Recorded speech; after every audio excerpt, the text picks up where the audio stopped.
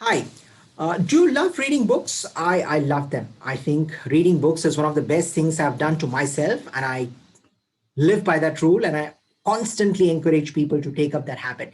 Well, I stumbled upon a beautiful book recently, and I want to talk to you today about that book. It's a book titled The Psychology of Money by Morgan Housel. Beautiful book. It talks about how do you go about making money. So I think it covers almost everyone on this planet who wants to make money, right? I don't think there is any exception.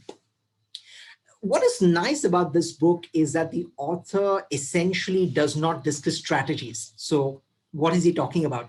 He's talking about various people, and he's also used a lot of anecdotes and stories which talk about what people have done conventionally and whether you should do it or not. Now, the author leaves that choice completely to you. And I think that's one of the best things because he's nowhere getting preachy. He does not tell you what to do and what not to do. He says, this is what has happened and this is the result that we have got. Now you decide whether you want to do it or not.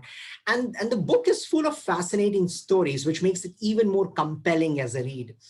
In fact, one of the points that he makes, and I'm going to read it out to you, and I'm sure you did not know about this. He says about the power of compounding. So here, in his own words, the author says, $81.5 billion of Warren Buffett's 84.5 billion net worth came after his 65th birthday. Did you know that? I didn't.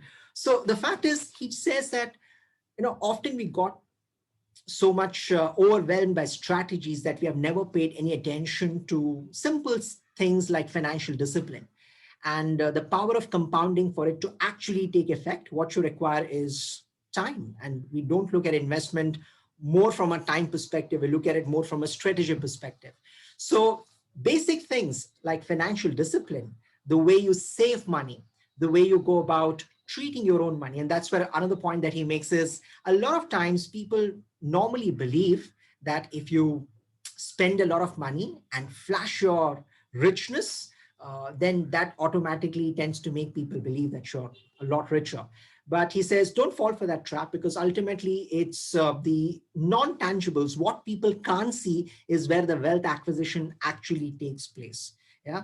And therefore, it's very important that we look at savings, which is one of the most conventional wisdom around, and how do you channelize that savings into investment. Now, there are many such fascinating things that the author has spoken about. And the book is very, very simple to read. So who should read it? I think almost anyone.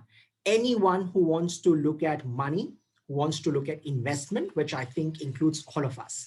And I would like to close with a simple statement that the author has made. I think very, very insightful and fascinating statement. And the statement that the author makes is this.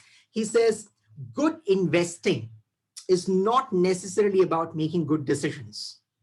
Good investing is not necessarily about making good decisions. It's about consistently not screwing up. I think that's very, very insightful, very, very powerful. So that's the book for you. If you would like to go ahead and read that, strongly recommend this book to you, The Psychology of Money. Hope you'll have a good time reading it. Hope you'll have a great time investing and making lots and lots of money for yourself and for your family and for your friends, of course. So thank you so much and hope you enjoyed this book.